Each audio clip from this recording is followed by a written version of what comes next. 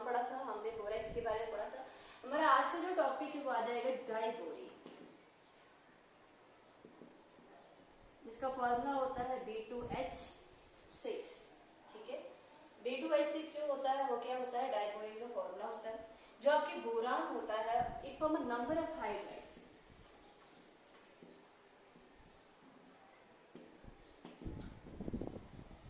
Hydrides का मतलब क्या होता है, सिंपल कंपाउंड्स विद हाइड्रोजन। ठीक है, तो जो आपका बोरान होता है वो बहुत सारे जो है वो हाइड्राइड्स जो है वो फॉर्म करता है, लेकिन उन सब हाइड्राइड्स को हम यहाँ पर क्या बोलते हैं, बोरेन्स कहते हैं।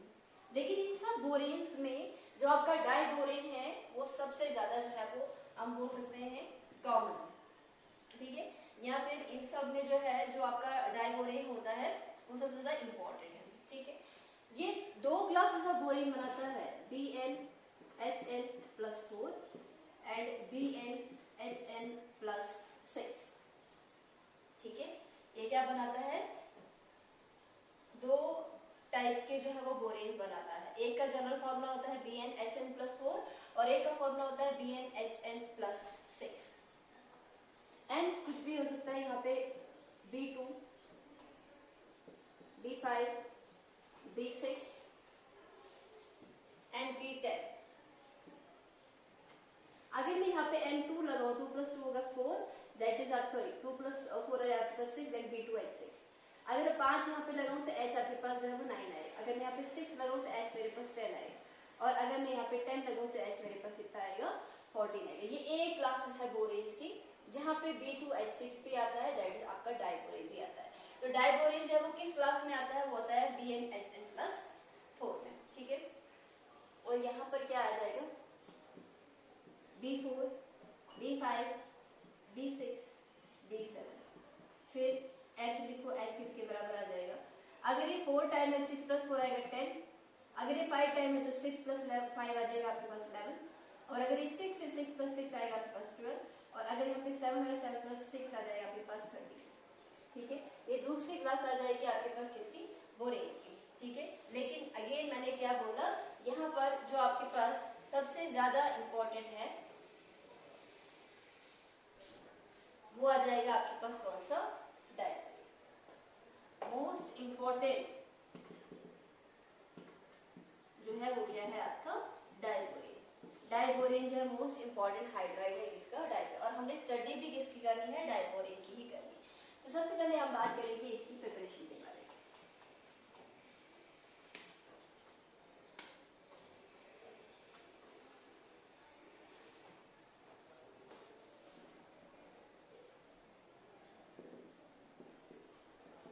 प्रिपरेशन सबसे पहले आ जाएगा, जब आप बोरॉन के हैलाइड्स को क्या करते हो, इसमें प्रिपरेशन ही ये है कि बोरॉन के हैलाइड को आप जो है वो रिड्यूस करवाओ। दैट इज बोरॉन की हैलाइड में से हाइड्रोजन को निकाल दो, उसकी जगह पे क्या कर दो, हाइड्रोजन को ऐड कर दो। तो आपके पास जो रिजल्टेंट बनेगा वो क्या बनेगा आपके पास, वो बनेगा आपके पास डाइबोरेन। फॉर एग्जांपल आपके पास क्या है, BCl3 बोरान ट्राइक्लोराइड को आप अगर लिथियम एल्युमिनियम हाइड्राइड के साथ जो है वो रिएक्ट करवाते हैं in the presence of dry lithium, तो आपके पास बनता है B2H6, आपके पास बनेगा LiCl, और आपके पास बनेगा AlCl3। ठीक है, लिथियम का क्लोराइड बनेगा आपके पास एल्युमिनियम क्लोराइड बनेगा। इस रिएक्शन को अगर हम बैलेंस करें तो हमें यहाँ पे 4 टाइम्स करना पड़ेगा। ठीक है, लिथियम एल्युमिनियम हाइड्राइड को हमें 3 टाइम्स करना पड़ेगा, B2H6 को हमें जो है वो 2 टाइम्स करना पड़ेगा, और यहाँ पर हमें 3 टाइम्स एंड 3 टाइम्स करना पड़ेगा इन द प्रेजेंस ऑफ। ये क्या हो रहा है, अगर हम बोरॉन के हैलाइड को देखें, यहाँ पे हाइड्रोजन ऐड किया है इसने, इसका मतलब इसकी क्या हुई है, रिडक्शन हुई है। तो जो रिडक्शन ऑफ बोरॉन के हैलाइड है they lead to the formation of diborane. ठीक है, सेकंड है आपके पास क्या, BCl3 को अगर आप ट्रीट करेंगे किसके साथ, सिंपल हाइड्रोजन के साथ, आपके पास फिर से B2H6 बनेगा, और प्लस आपके पास क्या बनेगा, HCl बनेगा। ठीक है, यहाँ पर आ जाएगा आपके पास 2, 6, यहाँ पे आएगा आपके पास 1 टाइप एंड 6 टाइप। ठीक है, ये कब होगा, इलेक्ट्रिक डिस्चार्ज जब हम पास करवाएंगे। ठीक है, इलेक्ट्रिक डिस्चार्ज के प्रेजेंस पे क्या होता है आपके पास, डाइबोरेन जो है वो बनता है। नेक्स्ट आपके पास है BF3 बोरॉन ट्राइफ्लोराइड।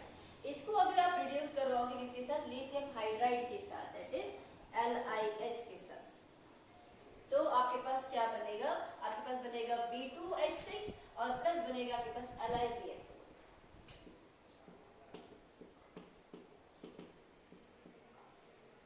ठीक है, अगेन ये क्या है आपका रिडक्शन प्रोसेस है, इधर भी 6 टाइम और आगे भी आपका 6 टाइम। ये जो आपके पास बना ये है आपके पास लिथियम टेट्राफ्लोरोबोरेट, लिथियम टेट्राफ्लोरोबोरेट।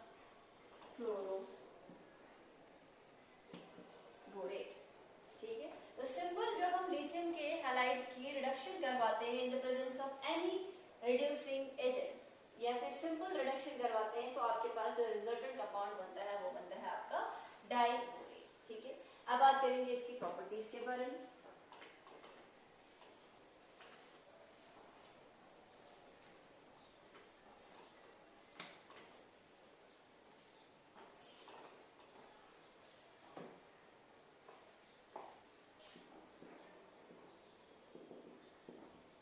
प्रॉपर्टीज,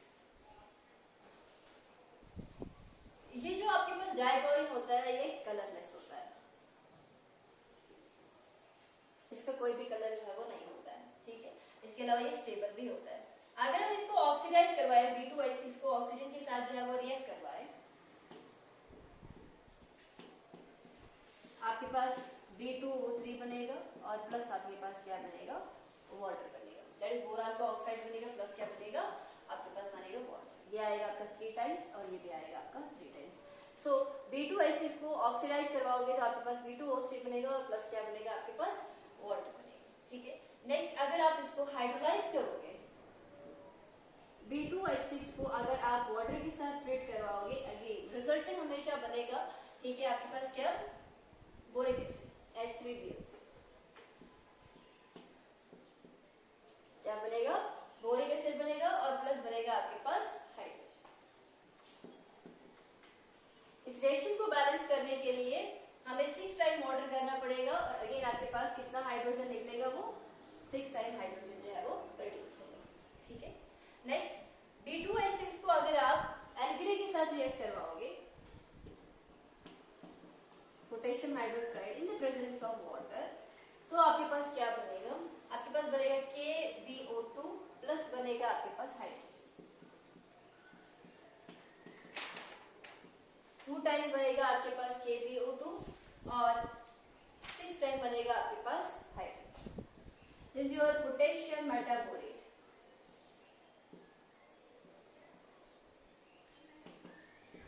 ठीक है, पोटेशियम मेटाबोरेट, पीछे आप ट्वाइस ऑफ KOH लगाएंगे और 2 टाइम वाटर।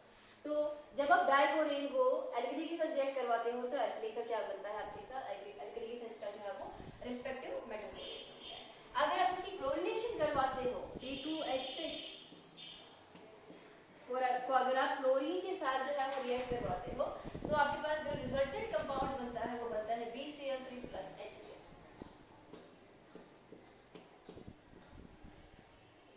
ठीक है, क्या बनता है आपके पास BCl3 प्लस HCl।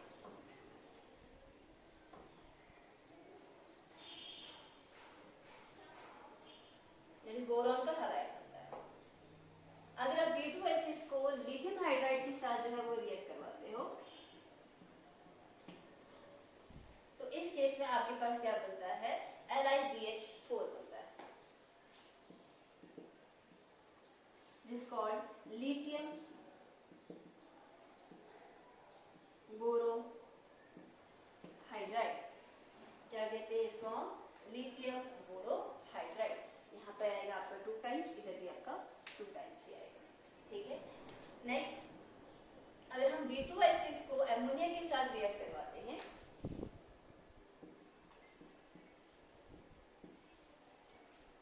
तो उस केस में आपके पास क्या बनता है, B3N3H6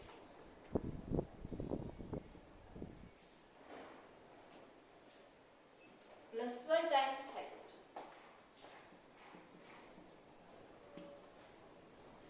इस रिएक्शन को बैलेंस करने के लिए हमें यहाँ पर ट्वाइस ऑफ अमोनिया लगाना पड़ेगा और इधर भी आपका 2 टाइम्स जो है वो आएगा।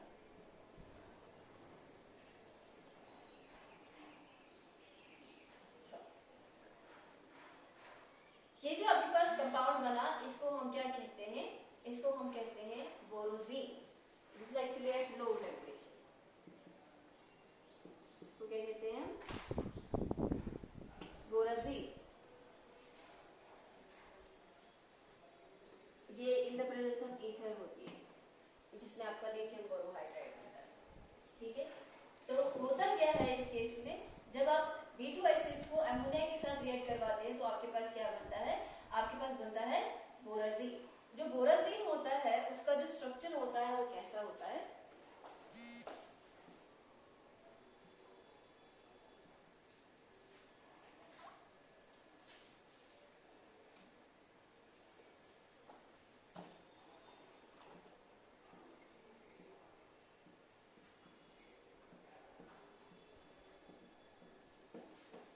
B3 और N3 भी आ गया। अब हमें हाइड्रोजन ऐड करना है तो हर एक के ऊपर जो है वो हाइड्रोजन ऐड करो।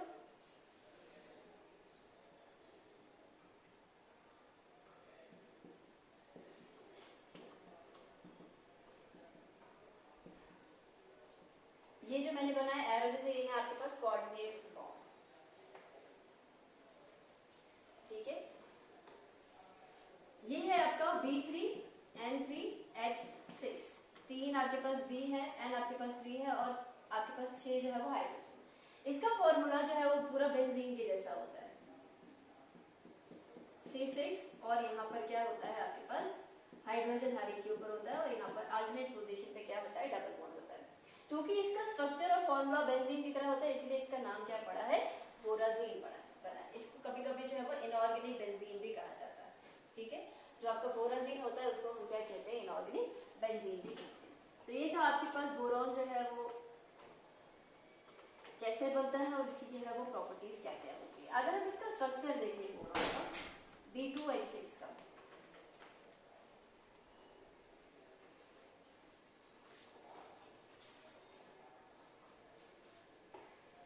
एक बोरॉन और सेकेंड बोरॉन। हम जानते हैं कि हर एक बोरॉन में 3 इलेक्ट्रॉन होते हैं, एक इलेक्ट्रॉन, दूसरा इलेक्ट्रॉन और तीसरा इलेक्ट्रॉन। यहाँ पर भी एक इलेक्ट्रॉन, दूसरा इलेक्ट्रॉन एंड तीसरा इलेक्ट्रॉन, ठीक है। तो एक जो है ये वाला जो आपके पास है, इधर आपका हाइड्रोजन, ये ऑर्बिटल, इधर आपका हाइड्रोजन, ठीक है। इधर इसका एक इलेक्ट्रॉन और इसने हाइड्रोजन ने एक इलेक्ट्रॉन दे दिया, हाइड्रोजन ने एक इलेक्ट्रॉन दे दिया, बोरॉन वाले जो है ऑर्बिटल में भी एक इलेक्ट्रॉन जो है वो दे दिया, ठीक है। इसकी एक ऑर्बिटल में एक इलेक्ट्रॉन है, दूसरी ऑर्बिटल आपके पास खाली है। वैसे ही एक ऑर्बिटल यहाँ पे खाली है और एक ऑर्बिटल में आपके पास जो है वो एक इलेक्ट्रॉन प्रेजेंट है। एक इलेक्ट्रॉन यहाँ होगा और एक इलेक्ट्रॉन यहाँ होगा।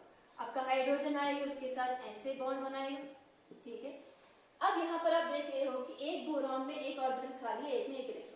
इस वाले में एक इलेक्ट्रॉन में जो है देखो B2H4 तो बन गया, अब 6 बनाना है। तो इन दोनों जो आपके पास ऑर्बिटल होती हैं, मैं थोड़ा सा लंबा बना रही हूँ, ठीक है। इन दोनों ऑर्बिटल्स में क्या है आपके पास, यहाँ पर आपका हाइड्रोजन आ जाएगा। इस वाले ऑर्बिटल में एक इलेक्ट्रॉन है और एक इलेक्ट्रॉन आपके हाइड्रोजन पे आएगा और इसका एम्प्टी ऑर्बिटल आएगा, ठीक है। वैसे इसका एम्प्टी ऑर्बिटल होगा, इस वाले का जो है वो एक इलेक्ट्रॉन होगा और आपके हाइड्रोजन के पास जो है वो एक इलेक्ट्रॉन होगा। इसको हम कहते हैं 3 सेंटर 2 इलेक्ट्रॉन बॉन्ड। देखो बोरॉन जो होता है वो होता है 1s2 2s2 2p1, इसका मतलब 3 इलेक्ट्रॉन होते हैं वैलेंस शेल में, ठीक है। वही चीज यहाँ पर है, 3 electron in the valence shell, 3 electron in the valence shell. तो एक ऑर्बिटल यहाँ पर क्या है आपके पास, वो खाली है। तो सपोज ये वाला यहाँ पे खाली है, इसका एक इलेक्ट्रॉन एक इलेक्ट्रॉन एक इलेक्ट्रॉन, दो तो ये नॉर्मल बॉन्ड बना रहा है BH बॉन्ड, कुछ ऐसा होता है यहाँ पे।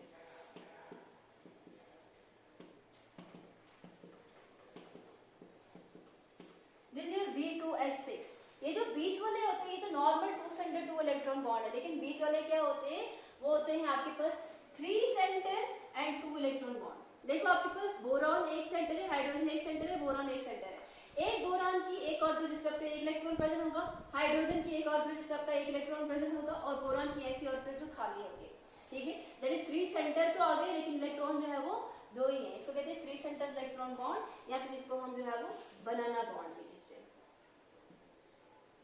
तो जो आपका B2H6 होता है उसमें आपके पास जो 4 बॉन्ड होते हैं वो नॉर्मल होते हैं, ठीक है। लेकिन जो 2 बॉन्ड होते हैं वो क्या होते हैं, वो आपके बनाना बॉन्ड होते हैं। That is 3 centre 2 electron bond. ऐसा जैसा स्ट्रक्चर होता है आपके डायकोरिन का, ठीक है। ये था आपके पास डायकोरिन, इसका हमने स्ट्रक्चर देख लिया, प्रिपरेशन देख ली, प्रॉपर्टीज भी देख ली। अब बात करेंगे नेक्स्ट कंपाउंड की जिसका नाम है बोरिक एसिड।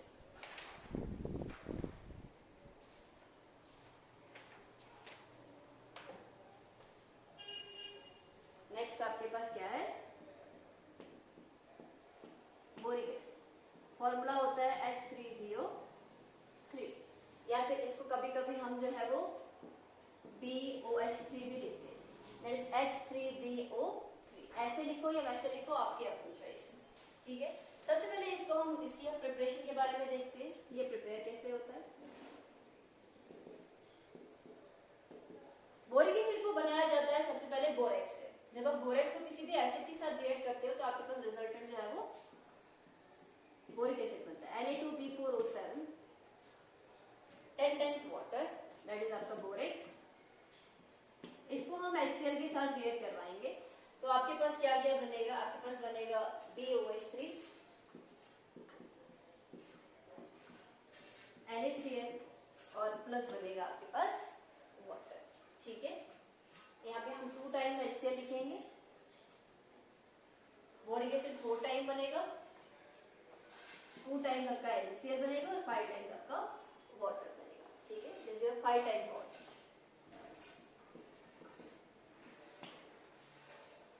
नेक्स्ट है जब हम B2H6 की हाइड्रोलिसिस करवाएंगे, ये मैंने आपको अभी डाइबोरेन में भी रिएक्शन दिखाई।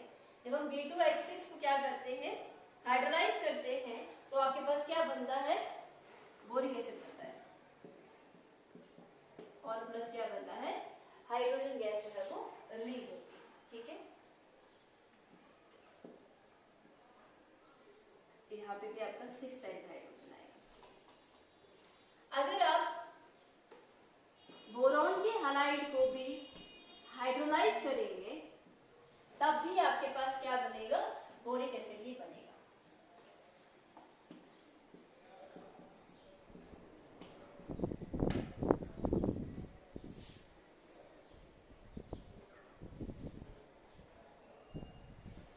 ठीक है, क्या बनेगा आपका, बोरिक एसिड। जो आपका X है BCl3 है, आप यहाँ पे X लिखो। X आपका जो है वो क्लोरीन हो सकता है, आपका ब्रोमीन हो सकता है या फिर आपका आयोडीन हो सकता है, ठीक है। तो जब आप बोरॉन के हैलाइड्स को भी जो है वो क्या करते हो, हाइड्रोलाइज करते हो, आपके पास क्या बनता है, बोरिक एसिड बनता है और प्लस क्या बनता है आपके पास रिस्पेक्टिव, मतलब मैंने X लिखा है तो यहाँ पर HH बनेगा, यहाँ पे HCl बन सकता है, HBr बन सकता है, HI बन सकता है, डिपेंड करता है कि आपने X की जगह पे क्या लिया है, ठीक है। तो इस तरह से आपका जो है वो बोरिक एसिड जो है वो प्रिपेयर होता है। बोरिक एसिड कैसे बनता है, जो आपका बोरिक एसिड है वो सिंपल जो है, जब हम बोरेक्स को जो है वो एसिड के साथ रिएक्ट करते हैं तब भी बनता है, ठीक है। यहाँ पे डाइबोरेन की हाइड्रोलिसिस करते हैं तब भी बनता है, या फिर बोरॉन के हैलाइड्स की हाइड्रोलिसिस से भी बनता है।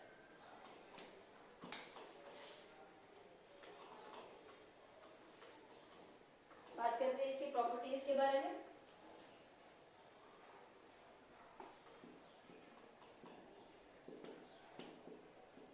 नंबर 1, ये जो बोरिक एसिड होता है ये क्या होता है, व्हाइट क्रिस्टलाइन होता है।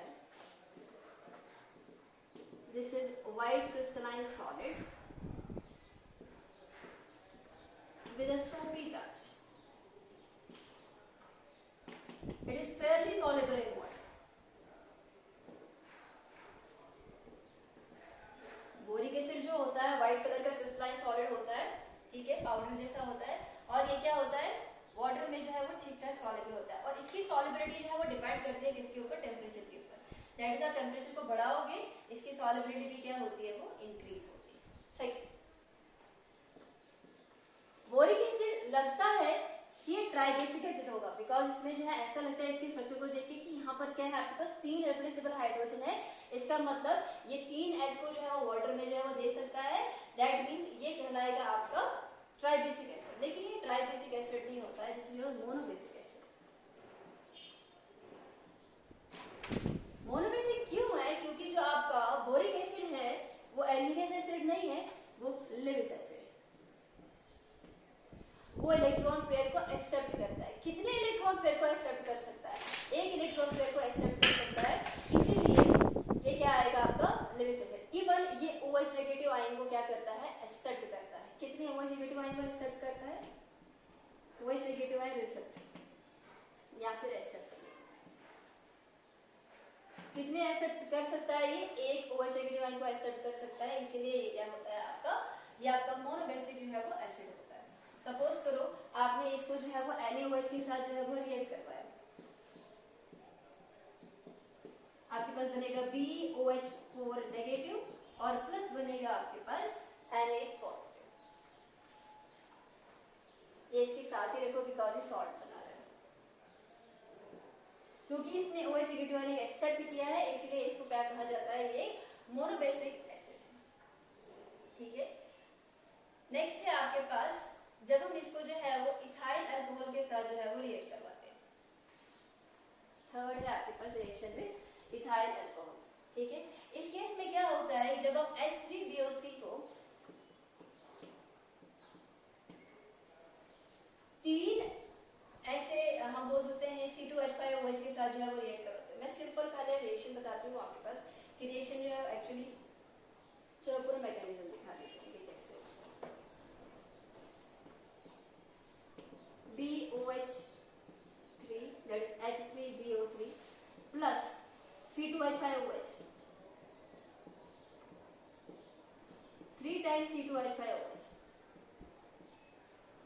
तो यहाँ से क्या होता है, वाटर जो है वो रिलीज होता है।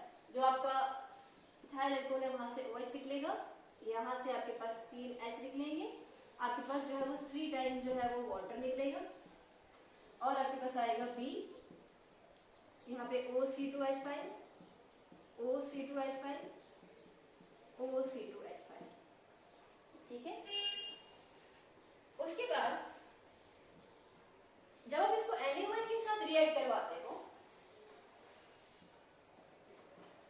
मैं नीचे लिख देती, जब हम इसको सोडियम हाइड्रोक्साइड के साथ जो है वो रिएक्ट करवाते हैं 3 टाइम सोडियम हाइड्रोक्साइड के साथ, तो क्या होता है, ये C2H5OH C2H5OH C2H5OH और इधर आपके पास क्या आता है, आपके पास आएगा Na3BO3,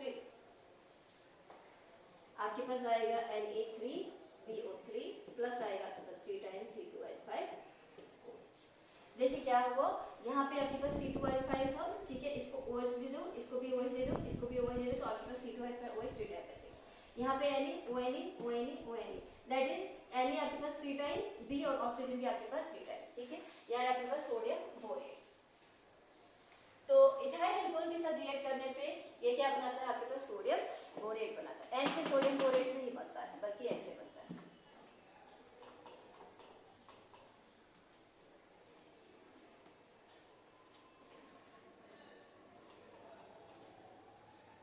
नंबर 4 है आपके पास एक्शन ऑन हीट। आप हीट करोगे बोरिक एसिड को तो क्या बनेगा, ठीक है। सबसे पहली चीज तो H3BO3 को अगर आप अबोव 170 डिग्री सेल्सियस जो है वो हीट करते हो तो आपके पास क्या बनता है, आपके पास बनता है HBO2 प्लस बनता है water. This is your metabolic acid, ठीक है। HBO2 और प्लस क्या बनता है, आपके पास वाटर बनता है। सेकंड, अगर आप इसी HBO2 जो है मेटाबॉलिक एसिड जो है उसको हम क्या करेंगे, अबोव 300 डिग्री सेल्सियस जो है वो क्या करोगे, आप हीट करोगे, ठीक है। तो आपके पास क्या बनेगा, H2B4O7,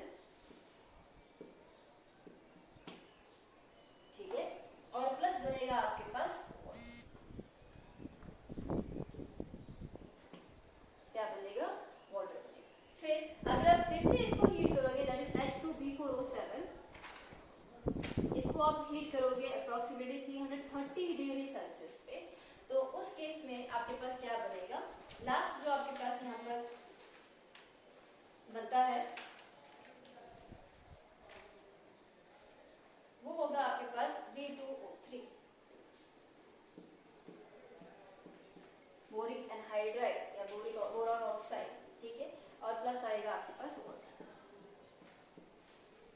तो अगर आप हीट करोगे तो आपके पास जो है वो डिफरेंट प्रोडक्ट बनेगा, डिपेंड करेगा कि आपने कितनी हीट जो है वो की है। अबोव 170 से करोगे तो मेटाबॉलिक एसिड, अबोव 300 करोगे तो H2B4O7, और अगर 330 से ऊपर करोगे तो आपके पास बनेगा B2O3, ठीक है। तो ये जो है फाइनल प्रोडक्ट होता है हीट का, इसके ऊपर करोगे तो कुछ भी नहीं बनेगा, ठीक है।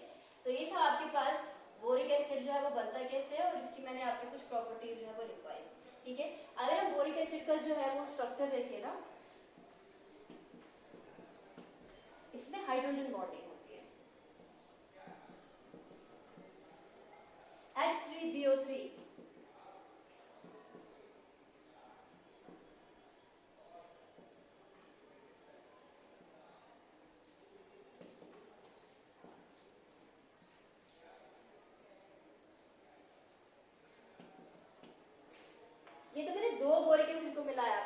बोरिक एसिड जो है वो मिले होते हैं by means of H bonding.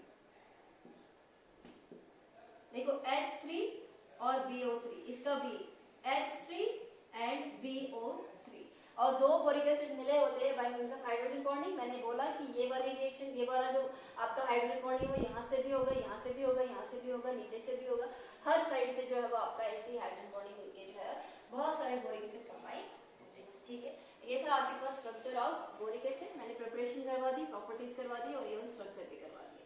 ठीक है, इसके साथ ही आपका ग्रुप 13 जो है वो कंप्लीट होता है। ग्रुप 13 में आपके पास जो है वो एक तो इसकी कुछ फिजिकल प्रॉपर्टीज थी, एनॉमलस बिहेवियर ऑफ बोरॉन था, इसके अलावा हमारे पास बोरॉन की प्रिपरेशन और प्रॉपर्टीज थी। ठीक है, बोरेक्स हमने पढ़ा, हमने डाइबोरिन पढ़ा, हमने बोरिक एसिड को जो है वो पढ़ लिया। ठीक है, और इसके साथ ही आपका ग्रुप 13 जो है वो कंप्लीट होता है। नेक्स्ट हम पढ़ेंगे अब ग्रुप 14 एलिमेंट्स। ग्रुप 14 एलिमेंट्स को हम कार्बन फैमिली कहते हैं। इसमें आपके पास क्या आता है? Carbon, silicon, germanium, tin and lead आता है।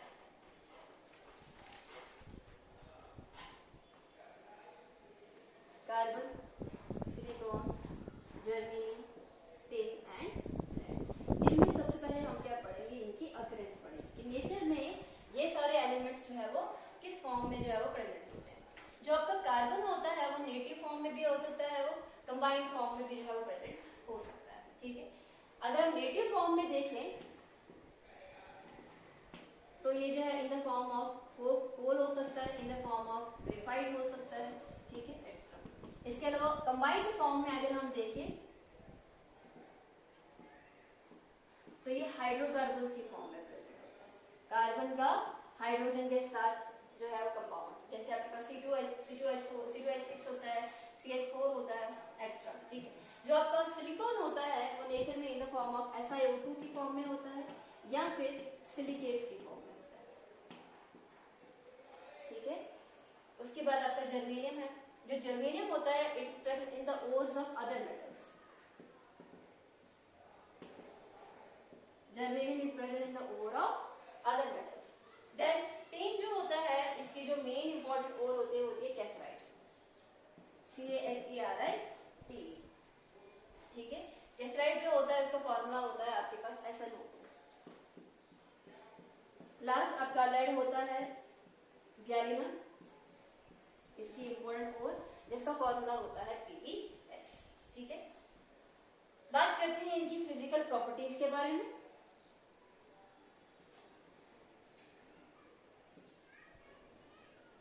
फिजिकल प्रॉपर्टीज में सबसे पहले हम बात करेंगे इनकी इलेक्ट्रॉनिक कॉन्फ़िगरेशन के बारे में। ठीक है, तो मैं लिखूंगी यहाँ पे carbon, silicon, germanium, tin and lead. Carbon जो होता है उसका एटॉमिक नंबर होता है 6। देन जो आपका सिलिकॉन होता है उसका एटॉमिक नंबर होता है आपके पास 14, देन 32, देन 41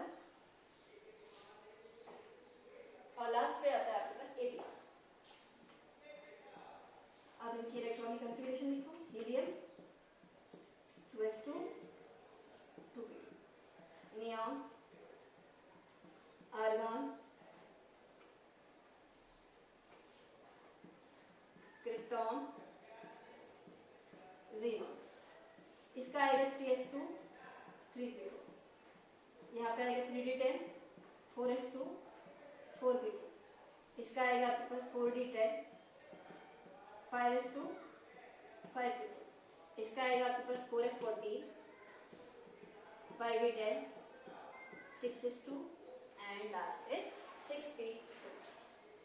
ठीक है, तो इनके बैलेंस शेल में 4 इलेक्ट्रॉन होते हैं जो आपको दिख भी रहे हैं। ठीक है, कई जगह पे आपके पास 2s2 2p2 है, कई जगह पे 3s2 3p2 है। तो balance shell electronic configuration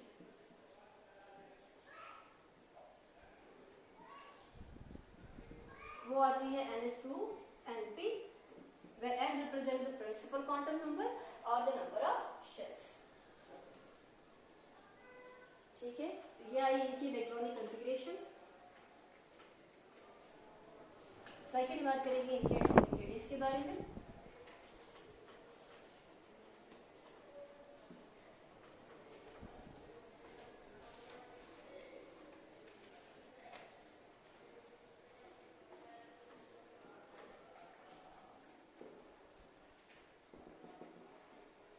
next क्या है आपके पास एटॉमिक रेडियस।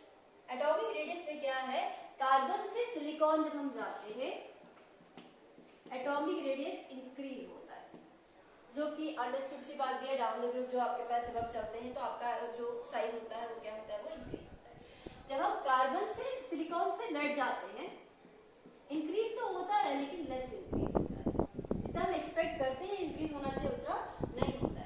अभी मैंने इलेक्ट्रॉनिक कॉन्फ़िगरेशन आपको दिखाई, सिलिकॉन से नीचे आपका डी ऑर्बिटल आता है। आप जानते हो कि डी ऑर्बिटल जो होता है उसका क्या होता है, वो स्क्रीन करता है, ठीक है। उस वजह से क्या होता है आपके पास, सॉरी वो लेस स्क्रीन करता है। मेरे पास क्या है, कार्बन, सिलिकॉन, जर्मेनियम, टिन और लेड, ठीक है। यहाँ पे मैंने बोला था 2s2 2p2 होता है, बैलेंस इलेक्ट्रॉनिक कॉन्फ़िगरेशन। यहाँ पे आपके पास 3s2 3p2 होता है, यहाँ पे आपके पास 3d10 4s2 4p2 होता है, यहाँ पे आपके पास 4d10 होता है, देन 5s2 5p2 होता है, और यहाँ पे आपके पास पूरा 14 होता है, 5d10 होता है, देन 6s2 होता है और 6p2 होता है, ठीक है। तो आप देख रहे हो कि सिलिकॉन से नीचे क्या आ रहे हैं आपके पास, डी ऑर्बिटल्स आ रहे हैं और एफ ऑर्बिटल आते हैं। डी और एफ का जो स्क्रीनिंग होता है वो क्या होता है, वो कम होता है, जिसकी वजह से अगर मेरे पास ये न्यूक्लियस है, ये अगर मेरे पास लास्ट इलेक्ट्रॉन है, डी ऑर्बिटल के बीच में आता है, वो बड़ा होता है, जिसकी वजह से इलेक्ट्रॉन भी क्या होते हैं, दूर दूर होते हैं। ये इलेक्ट्रॉन है वो इसके साथ डायरेक्टली क्या होता है, फेस करके न्यूक्लियस को अपनी तरफ अट्रैक्ट करता है, जिसकी वजह से क्या होता है, साइज थोड़ा सा डिक्रीज होता है। एक्चुअली डिक्रीज नहीं होता है, ठीक है। हम जितना एक्सपेक्ट करते हैं इंक्रीज होना चाहिए उतना नहीं हो पाता है, क्योंकि बेसिकली जो है वो साइज को क्या होता है, थोड़ी सी कंट्रैक्शन होती है, ठीक है, because of the less screening of d orbital. Next है आपके पास आयनाइजेशन एनर्जी।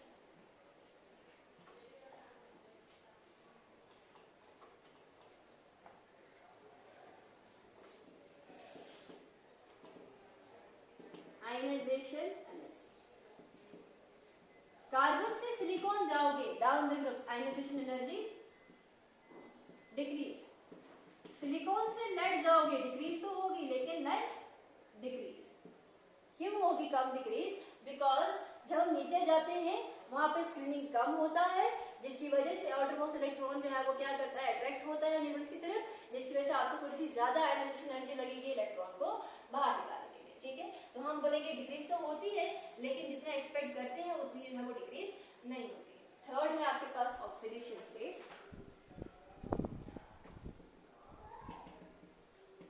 इनकी ऑक्सीडेशन स्टेट मोस्टली क्या होती है, +4 ऑक्सीडेशन स्टेट ये शो करते हैं, ठीक है।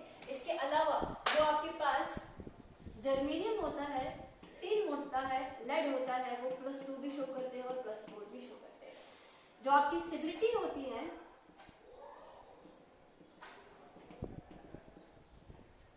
वो इंक्रीज होती है डाउनवर्ड। क्यों, because of inert pair effect. Even जो आपका लेड है वो +2 में ज्यादा स्टेबल कंपाउंड बनाता है एज कंपेयर टू +4 में, बिकॉज जब हम नीचे चलते हैं तो लेड में क्या होता है, आपके पास F होता है, ठीक है, और उस F की वजह से क्या होती है, आपके पास स्क्रीनिंग जो होती है वो बहुत ज्यादा कम होती है। F की जो स्क्रीनिंग होती है वो सबसे ज्यादा कम होती है, ठीक है, जिसकी वजह से क्या होता है, जो आउटर मोस्ट इलेक्ट्रॉन होते हैं वो अट्रैक्ट होते हैं, जो कि s ऑर्बिटल जो होता है वो ज्यादा नजदीक होता है, जिसकी वजह से वो बॉन्डिंग में पार्टिसिपेट नहीं कर पाता है। इसकी वजह से ये क्या करते हैं, +2 ऑक्सीडेशन स्टेट जो है वो ज्यादा शो करते हैं, ठीक है। इस इनर्ट पेयर इफेक्ट को जो है मैंने डिस्कस किया था बोरॉन फैमिली में भी, जिसने नहीं पढ़ा है वो वहाँ पे बोरॉन फैमिली में जो है वो देख ले, ऑक्सीडेशन स्टेट बोरॉन